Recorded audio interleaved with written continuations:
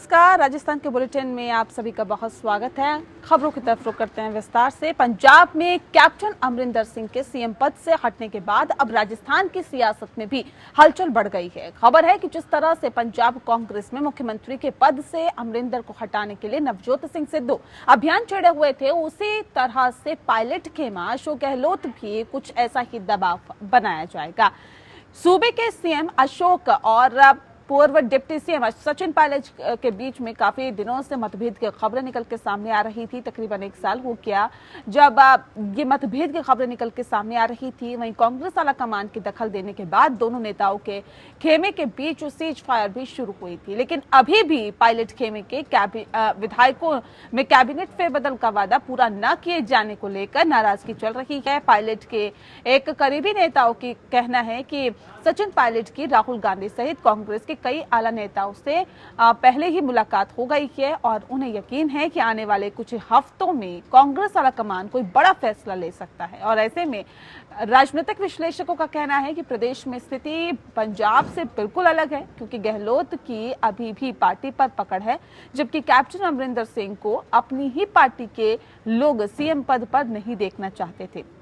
वहीं पंजाब में मार्च 2022 में भी विधानसभा चुनाव होने हैं और ऐसे में राजस्थान विधानसभा चुनाव में अभी 2 साल से ज्यादा का वक्त बाकी है।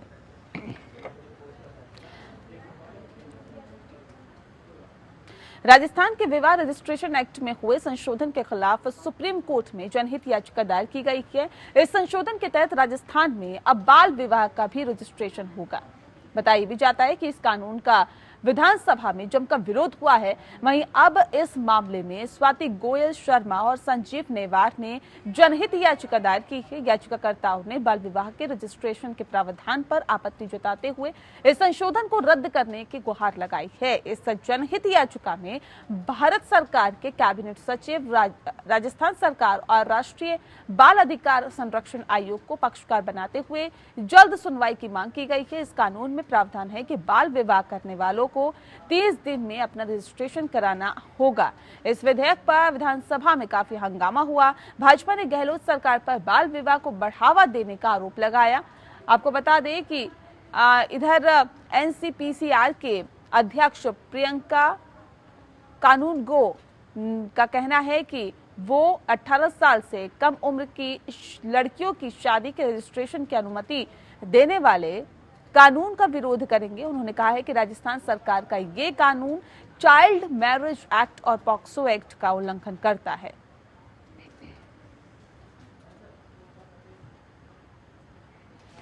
राजस्थान में लगभग 31,000 शिक्षकों की भर्ती के लिए ही राजस्थान अध्यापक पात्रता परीक्षा आगामी 26 सितंबर को होगी। दरअसल बताया भी जाता है कि इस परीक्षा में लाखों परीक्षार्थी भाग लेंगे, जिसे देखते हुए राज्य सरकार ने राजस्थान माध्यमिक शिक्षा बोर्ड अजमेर के समस्त कार्यालयों तथा रीट से संबंधित सभी सेवाओं को अत्यावश्यक सेवा घोषित किया है। बताया भी जाता है कि सरकारी बयान के अनुसार राज्य सरकार ने रीट 2021 के सफल आयोजन के लिए संबंधित कार्यालय और सेवा को 20 से 30 सितंबर तक रेशमा घोषित कर दिया है।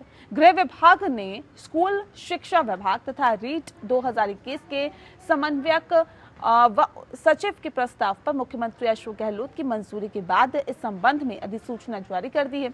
रीट के सफल आयोजन के लिए पहले भी वर्ष 2016 और वर्ष 2018 में अत्यावश्यक सेवाएं घोषित किए जाने के संबंध में अधिसूचनाएं जारी की गई थी। रेशमा लगने से अब परीक्षा से जुड़े कर्मचारियों संस्थाओं में हड़ताल पर रोक रहेगी। रेशमा लागू होने के बाद अब कर्मचारी संस्थाएं हड़ताल नहीं कर पाएंगे और न ही ऐसी किसी गतिविधियों में शामिल हो पाएंगे। राजस्थान अध्यापक पात्रता परीक्षा लगभग 3 साल बाद हो रही है। इससे पहले अंतिम बार ये परीक्षा 2018 में हुई थी।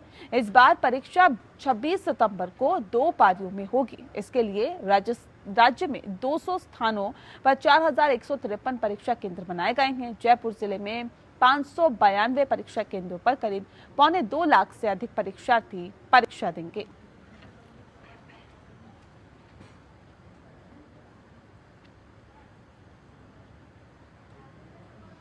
राजस्थान में मॉब लिंचिंग का मामला सामने आया है। दलित युवक योगेश जाटव की दूसरे समुदाय के लोगों ने पीट कर हत्या कर दी है। बताया जा रहा है कि युवक योगेश जाटव अलवर में बाइक से जा रहा था। इसी दौरान एक गड्ढे में गिरने से बचने के लिए उसी चक्कर में उसकी बाइक एक महिला से जा टकराई। बताया भी जाता है कि बस इसी गलती के लिए भीड़ ने उसे बेरहमी से पीटा और वह कोमा में चला गया।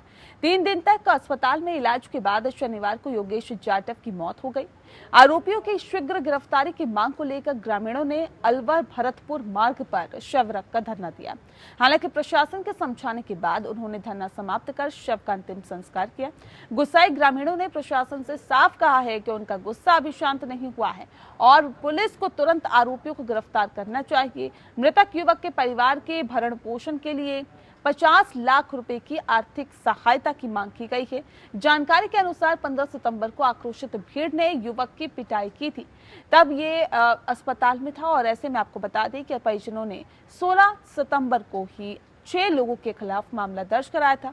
घटना के विरोध में मृतक के परिजनों ने अलवर भरतपुर मार्ग जाम कर दिया और भाजपा प्रदेश अध्यक्ष सतीश पुनिया ने घटना की निंदा की और राज्य की कानून व्यवस्था पर भी सवाल उठाए।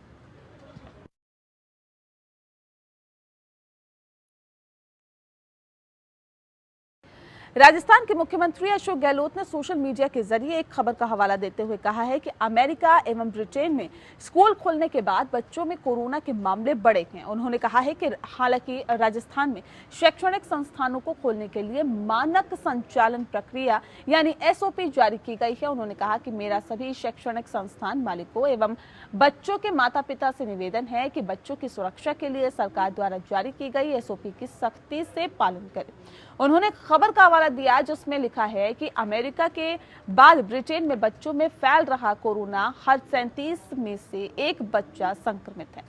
राजस्थान में वैश्विक महामारी कोरोना का असर कम होने के बाद सोमवार से कक्षा 6वीं से 8वीं तक के विद्यार्थियों के लिए स्कूल खुले हैं और ऐसे में स्कूल खुलते ही इन कक्षा के विद्यार्थी भी अपने स्कूल पहुंचे, जहां पर स्कूलों के मुख्य द्वार पर अध्यापकों द्वारा बच्चों के स्कूल पहुंचने पर उनका स्वागत किया गया। इस दौरान बच्चों के तापमान जांच करके मास्क पहनने बच्चों को स्कूल में प्रवेश दिया गया। इसके बाद कक्षा में सोशल डिस्टेंसिंग के साथ बैठाया गया। टीचर्स ने गर्मजोशी के साथ उनका स्वागत किया।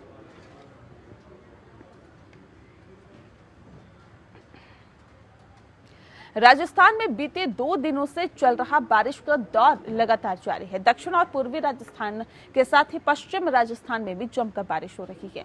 बीते 24 घंटे के दौरान बांसवाड़ा, बूंदी, डूंगरपुर, भीलवाड़ा, प्रतापगढ़ के अलावा जोधपुर, बाड़मेर, पाली समेत कई जगहों पर तेज बारिश हुई है। प्रतापगढ़ में 5 इंच, जोधपुर के बिलाड़ा और सिरोही के माउंट आबू में इस मानसून सीजन की अब तक की सबसे अच्छी बारिश दर्ज की गई है। जालोर जिले के जसवंतपुरा में हुई तेज बारिश के बाद स्थानीय नदी बाढ़ में पानी भर गया। बताया भी जा रहा है कि इस बाढ़ में पानी भर गया और इससे काफी दिक्कतें हुई। पूर्वी राजस्थान क्षेत्र के कोटा बूंदी में हो रही बारिश ने एक बार फिर से समस्या को बढ़ा दिया है। बूंदी जिले के गुड़ा डैम के पानी वहां से छोड़ा गया है। बताया भी जा रहा है कि इसके बाद निचले इलाकों में 3 फीट तक पानी भर गया है। कई कॉलोनियों में पानी भर गया है, इससे लोगों को परेशानियों का सामना करना पड़ा। प्रतापगढ़ जिले में भी 125 mm बारिश के बाद जगह जगह पानी भर गया। मानसून आने के बाद लंबे समय से बारिश का इंतजार कर रहे हिल स्टेशन माउंट आबू में बीते 24 घंटे के दौरान अच्छी बारिश हुई। यहां इस सीजन की सबसे अच्छी बारिश दर्ज की गई। यहां कल 2 इंच से ज्यादा यानी कि 67 mm पानी गिरा। बताया भी जाता है कि इसी तरह जोधपुर के बिलाड़ा में भी इस सीजन की सबसे ज्यादा 84 mm बारिश हुई है। बाड़मेर में 1 इंच से ज्यादा पानी गिरने के बाद लोगों को गर्मी से थोड़ी राहत मिली है। फलौदी, जैसलमेर, बीकानेर क्षेत्रों में भी अधिकतम तापमान 37 से 38 डिग्री के आसपास बना हुआ है। जयपुर मौसम विभाग ने आज उदयपुर, डूंगरपुर, भीड़वाला, सिरोही, राजसमंद में भारी बारिश होने की चेतावनी जारी की है और कहा है कि इन जिलों के लिए ऑरेंज अलर्ट जारी किया जा रहा है। इसके अलावा अजमेर, कोटा, झालावाड़, बूंदी, प्रतापगढ़, चित्तौड़गढ़, बांसवाड़ा, पाली, जालोर और नागौर जिले में कहीं कहीं बारिश होने की आशंका जताई है। इसी तरह 21, 22 और 23 सितंबर को उदयपुर, कोटा और जोधपुर संभाग के करीब 11 से ज्यादा जिलों के लिए येलो अलर्ट जारी किया गया है। यहां हल्की व मध्यम दर्जे की बारिश होने का अनुमान है।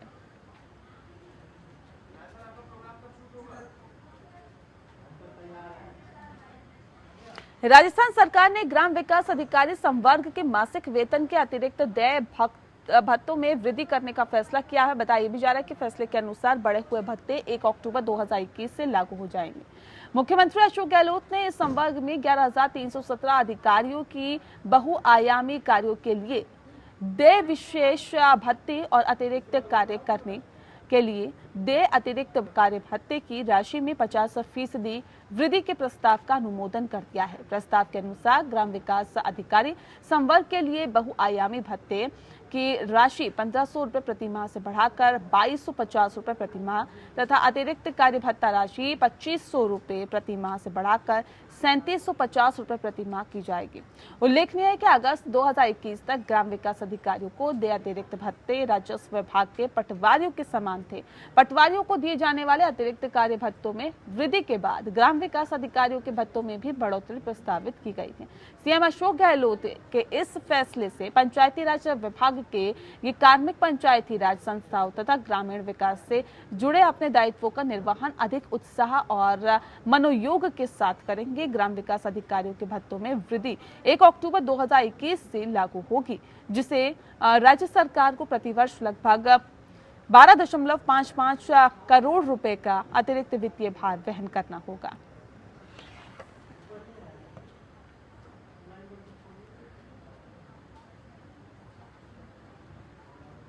वहीं राजस्थान के श्रीगंगानगर जिले में रविवार रात बस और ट्रक की आमने सामने की टक्कर में 4 लोगों की मौत हो गई।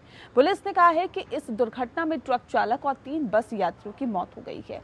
हालांकि बस में आग लगने से पहले कम से कम 21 अन्य यात्री बाहर निकलने में सफल रहे हैं। बताया भी जा रहा है कि अनूपगढ़ थाना क्षेत्र में हुई टक्कर के बाद दोनों वाहनों में आग लग गई। सब इंस्पेक्टर राम सिंह ने कहा है कि दुर्घटना स्थल से 4 जले हुए शव बरामद किए गए हैं। पुलिस ने कहा है कि घायलों को बस का शीशा तोड़कर बाहर निकाला गया है और जिला सरकारी अस्पताल ले जाया गया। निजी बस अनूपगढ़ से करीब 25 यात्रियों को लेकर जैसलमेर के लिए रवाना हुई थी। घड़साना रोड पर वह विपरीत दिशा से आ रहे ट्रक से जा टकराई और टक्कर इतनी जोरदार थी कि हादसे के बाद दोनों वाहनों में आग लग गई।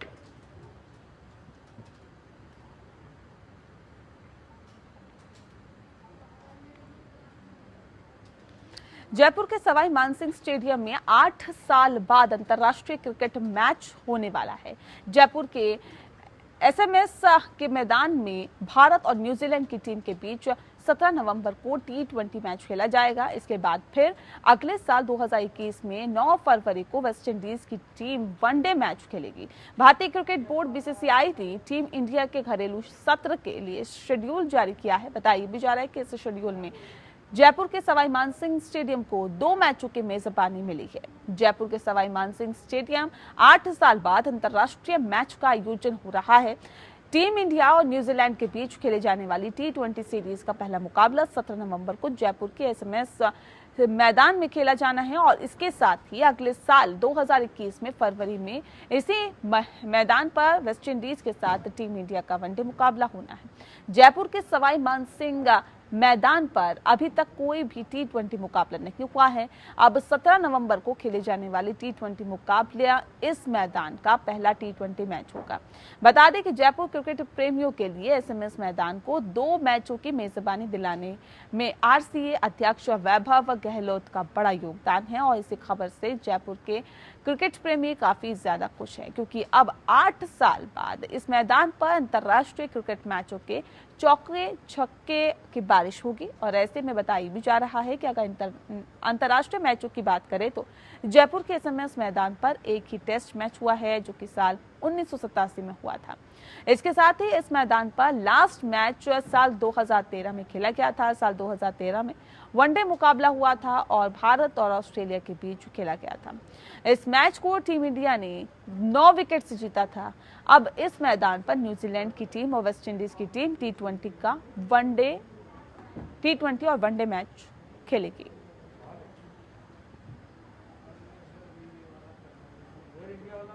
भारत में दिल्ली से मुंबई के बीच एक्सप्रेस वे का निर्माण तेजी से हो रहा है। नए दिल्ली मुंबई एक्सप्रेस वे से राष्ट्रीय राजधानी और आर्थिक राजधानी के बीच का सफर 24 घंटे की जगह मात्र 12 घंटे में पूरा होने की उम्मीद है। वहीं बताया भी जा रहा है कि इसे कई चरणों में बनाया जा रहा है और इससे मार्च 2023 तक पूरी तरह से ऑपरेशनल होने की उम्मीद भी जताई जा रही है। वहीं केंद्रीय सड़क परिवहन एवं राजमार्ग मंत्री नितिन गडकरी ने दिल्ली से जयपुर तक इलेक्ट्रिक हाईवे के निर्माण की जानकारी दी है। हालांकि ये योजना कोई नई नहीं है, मंत्रालय इस योजना के ऊपर पिछले कुछ वर्षों से काम भी कर रहा है। केंद्रीय मंत्री ने एक प्रेस कॉन्फ्रेंस के जरिए दिल्ली मुंबई एक्सप्रेस वे के निर्माण को लेकर कई जरूरी जानकारियां साझा की है। इसके साथ ही उन्होंने ये भी बताया है कि मंत्रालय दिल्ली से जयपुर तक इलेक्ट्रिक हाईवे बनाने की योजना बना रहा है। बता दें कि अभी भी एक प्रस्तावित परियोजना है और मंत्रालय इसके लिए एक विदेशी कंपनी से बातचीत कर रहा है। जैसा कि नाम से पता चलता है, दिल्ली से जयपुर के बीच योजनाबद्ध ये electric highway electric railway engine की तरह बसों और ट्रकों को भी बिजली से चलाएगा। यदि आप अभी भी नहीं समझे हैं तो बता दें कि जिस तरह रेलवे ट्रक के ऊपर बिजली की तारें लगी होती है, रेल के इंजन के ऊपर लगे एंटीना इन तारों से जुड़कर इंजन को पावर प्रदान करते हैं। कुछ इसी प्रकार यह हाईवे भी काम करेगा।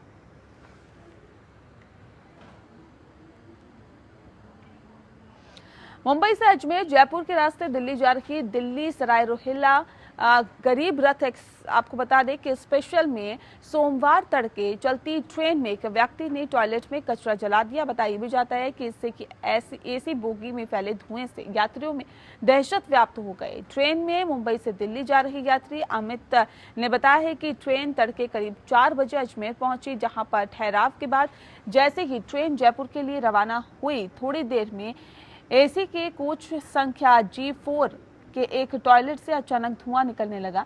सुबह का समय होने के वजह से अधिकांश यात्री सो रहे थे। जैसे कि धुआं डिब्बे में फैला तो यात्री आग लगने की दहशत समझ नहीं पाए और दहशत में आ गए। बताया भी जा रहा है कि कोई सामान उतारने लगा तो कोई बच्चों को जगाने लगा। एक यात्री ने सूझबूझ दिखाते हुए टॉयलेट का गेट खोल कर देखा तो उसमें कूड़ेनुमा प्लास्टिक की थैली और कागज जल रहे थे।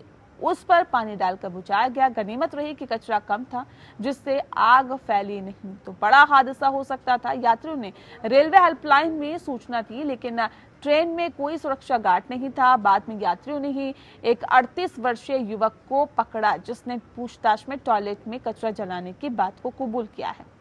जयपुर जंक्शन पर करीब 6 बजे ट्रेन जैसे ही स्टेशन पर पहुंची, तब उसे जीआरपी और रेलवे सुरक्षा बल के जवानों को सौंप दिया गया। यात्रियों का आरोप है कि इतना गंभीर मामला होने के बाद भी रेलवे प्रशासन ने कोई गंभीरता नहीं दिखाई, महज खाना पूर्ति में जुटे रहे।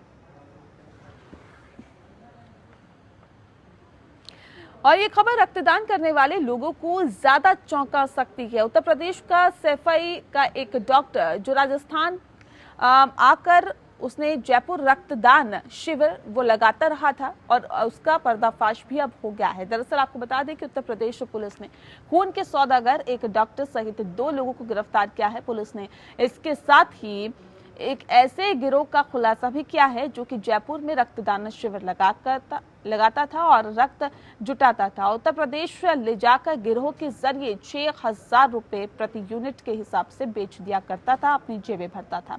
आरोपी डॉक्टर सैफई मेडिकल कॉलेज में असिस्टेंट प्रोफेसर है। उत्तर प्रदेश पुलिस ने आरोपी डॉक्टर के मोबाइल से डिटेल निकलवाई तो पता चला कि उसका अक्सर जयपुर व मेवात में आना जाना रहता था। डॉक्टर के पास से 21 ब्लड बैंक के कागजात मिले हैं, जिनसे कि ये खून लाता था। जांच में पता चला है कि ये दस्तावेज फर्जी है। इनकी आड़ में वह खून की तस्करी कर रहा था। खून के सौदागरों को खुलासा इनका हुआ है और 2 दिन पहले ही इसका खुलासा हुआ है। दरअसल बताया ये भी जा रहा है कि जब यूपीएसटीएफ ने नाकाबंदी के दौरान डॉक्टर की कार की तलाशी ली, कार में 100 यूनिट ब्लड मिला है। पूछताछ में पता चला है कि मामला खून की तस्करी का है। यूपीएटीएस अब राजस्थान पुलिस को आगाह भी कर चुकी है कि राजस्थान में खून के सौदागर सक्रिय हैं। वे कैंप लगाकर खून एकत्र करते हैं और फिर 1200 रुपए प्रति यूनिट के हिसाब से लखनऊ के गिरोह को बेच दिया करते हैं।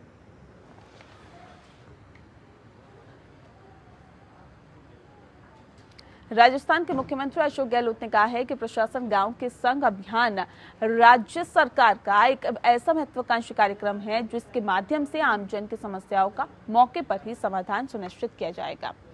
उन्होंने कहा कि 2 अक्टूबर से शुरू हो रहे इस अभियान के दौरान लगने वाले शिविरों में पात्र एवं जरूरतमंद व्यक्तियों को सामाजिक सुरक्षा योजनाओं से जोड़ने, भूमिहीनों को भू आवंटन करने का काम सर्वोच्च प्राथमिकता से किया जाए। उन्होंने निर्देश दिए कि शिविरों में आने वाले वृद्धजनों, दिव्यांगों आदि की समस्याओं को अधिकारी पूरी संवेदनशीलता से सुने और उन्हें तत्काल राहत पहुंचाए। उन्होंने कहा कि सभी संबंधित विभाग समन्वय के साथ ही कार्य करें ताकि आमजन को अधिक से अधिक राहत मिल सके। जिस मंशा से राज्य सरकार ये अभियान शुरू करने जा रही है वह पूरी तरह सफल हो सके। गहलोत ने सोमवार को अभियान के लिए की गई तैयारियों की समीक्षा करते हुए कहा कि अभियान के दौरान आने वाली बिजली, पानी, सड़क, सामाजिक सुरक्षा योजनाओं से संबंधित शिकायतों का मौके पर ही निस्तारण किया जाए। उन्होंने कहा कि आजकल अधिकतर कार्य ऑनलाइन हो गए हैं। ऐसे में शिविरों में आने वाले ग्रामीणों की सहायता एवं आवेदन पत्रों को भरने के लिए सहायता डेस्क लगाई जाए। मुख्यमंत्री ने कहा है कि शिविरों में आमजन को राज्य एवं केंद्र सरकार की विभिन्न योजनाओं के बारे में जानकारी उपलब्ध कराई जाए।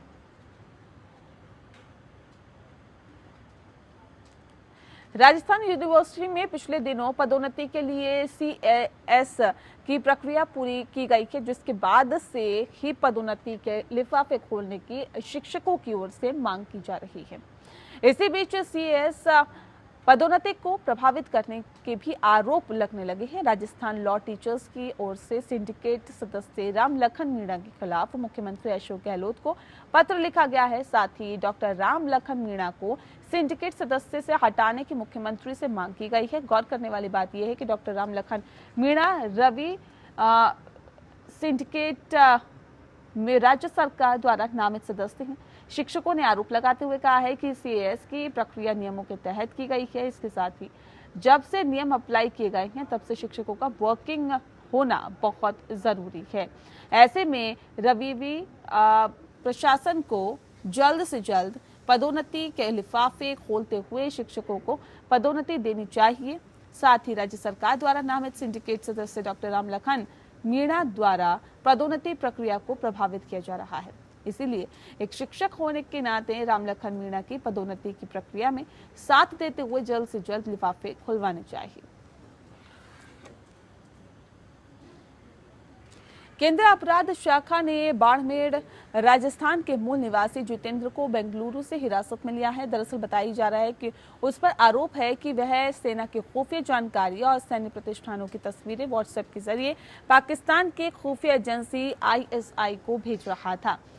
सीसीबी ने ये कार्रवाई आर्मी इंटेलिजेंस से मिली जानकारी के आधार पर की है। आरोपी खुद को फौजी अफसर बताकर सेना की जानकारी जुटाता था। वह व्हाट्सएप के जरिए आईएसआई के संपर्क में था और आईएसआई के कहने पर उसने सीमावर्ती इलाकों में सेना की चौकियों की रेकी भी की। वह कई महीनों से सेना की खुफिया जानकारी आईएसआई को पहुंचा रहा था। खुफिया विभाग उस पर नजर रखे हुआ था और बताया भी जाता है कि उसके खिलाफ खुफिया जानकारी साझा करने के आरोप में मामला दर्ज किया गया है। सूत्रों के मुताबिक आरोपी जितेंद्र ने बाड़मेर सैन्य स्टेशन की तस्वीरें आईएसआई को भेजी हैं। बाड़मेर क्षेत्र से सैन्य वाहनों की आवाजाही की सूचना भी उसने आईएसआई को दी है। उसके पास सेना के कैप्टन की वर्दी मिली है और गौर करने वाली बात यह है कि कुछ दिन पहले राजस्थान इंटेलिजेंस ने रेलवे डाक सेवा के कर्मचारी भरत बावरी को जयपुर जंक्शन से गिरफ्तार किया था। बावरी सोशल मीडिया के जरिए आरोपी डाककर्मी पाकिस्तानी महिला जासूस के संपर्क में आया था। आरोपी सेना की गोपनीय डाक को खोलकर उसकी फोटो खींचता था और फिर व्हाट्सएप के जरिए पाकिस्तानी महिला एजेंट को भेजता। और इसी के साथ फिलहाल इस बुलेटिन में इतना ही। नमस्कार।